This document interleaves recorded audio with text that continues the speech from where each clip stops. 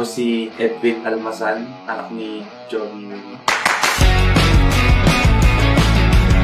Bago po ako mapunta dito, dati akong sumasaray ng parko. Then, naputol. Hindi na ako nakabalik kasi nga, tinanong ako ng mga kasi business niya. Hanggang ngayon, patuloy tayo. Ako naman po si Joby Lim. Dati lang akong housewife lang rin.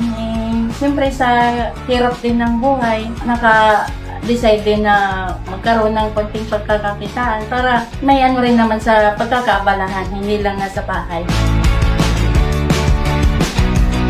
Sa social media, dahil yun nga, interesado na medyo nagkakaisip na rin na may konting pagkakaabalahan. For the meantime na kaka-scroll ko sa Facebook, nasasuggest din dumaan si DDB.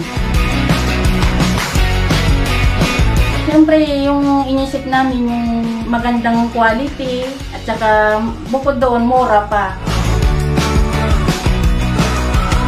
Ay, siyempre naman, hindi ako dadating dito sa pangatlong franchise ko kung hindi pumatok sa market. In 1 year pa lang, ito, bumabalik ako para sa pangatlong franchise ko sa DDB. Kasi hindi man siya ngayon. So, siyempre, kumikita naman, ay why not na mas palakihin pa. Mahirap din magsalita ng tapos, di ba? Hindi natin naman alam.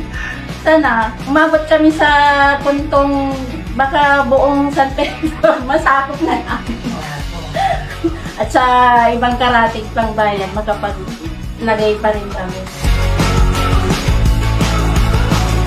Nauna, pag nandun ako, pag may bumibiling iba, sabi nila, bakit daw ang mura, tsaka ang sarap. Sabi niya, parang nakaka-level siya ng Starbucks daw. Kaya mura na. Lalo yung iced coffee, masarap talaga. Masarap yung iced coffee. Lalo yung caramel macchiato. Yun kasi yung sa amin, yung talagang parang bestseller namin. Fresh vanilla. Yung talagang binabalik-balikan nila doon. Meron nga kayong isang customer doon na kada gabi, ang in-order nila lagi, caramel macchiato. Tapos yung malalaki pa yun na, laging hindi sila bumababa ng order ng taga-call center. Pataas 10 pieces ng caramel macchiato. Gabi-gabi. Magme-message na sila, tapos pick up na kaagad. Tapos sa milk tea naman, laging bestseller namin doon, cookies and cream. Wintermelon. Okinawa. Kasi yung mura kasi, 38 tapos 48 lang. Tataka pa sila yung kumikita pa ba kayo?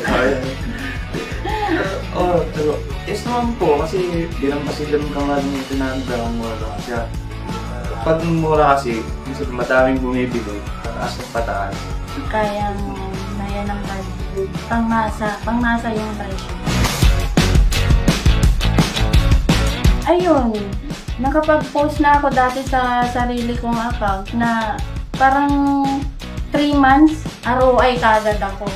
Okay na okay. Hindi ko na kailangan. Hindi ako dadating sa puntong ganito, magpapangatlo. Para sa akin, lasa. Kasi kahit mura yan, kung hindi masarap, hindi yan nila tatangkilikin. So parang na talaga siya, yung pangmasa na masarap pa. Wala masarap. Gawa sa taste ng tao na masarap. Masarap na at mura pa. Buy one take 138 lang. Una mga estudyante. Kasi kada labas ng estudyante, doon lang diretso sa amin eh. Minsan pinagbabawalan na sila lumabas kasi. Kasi nasa kalsada rin. Nalilate na sila sa kasi. Yun. Isa pa yun. Nalilate sila sa sobrang daming bumibili. Sa mga gustong magkaroon din ng negosyo na katulad namin, nag-start lang kami sa DDB. Pero ito ang naging resulta. Andito ulit kami ngayon para magpangatlo ng franchise. Franchise na. Why Double D Brew? Because it is a rapid growing brand.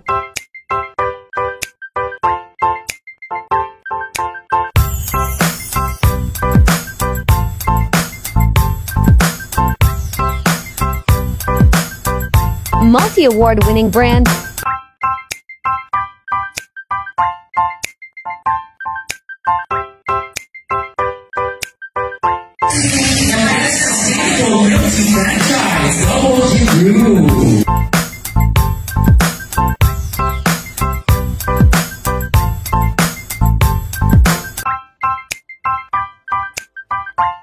Guaranteed and fast return of investment. Premium Taiwan milk tea and lowest price buy one take one milk tea in town. Franchise now.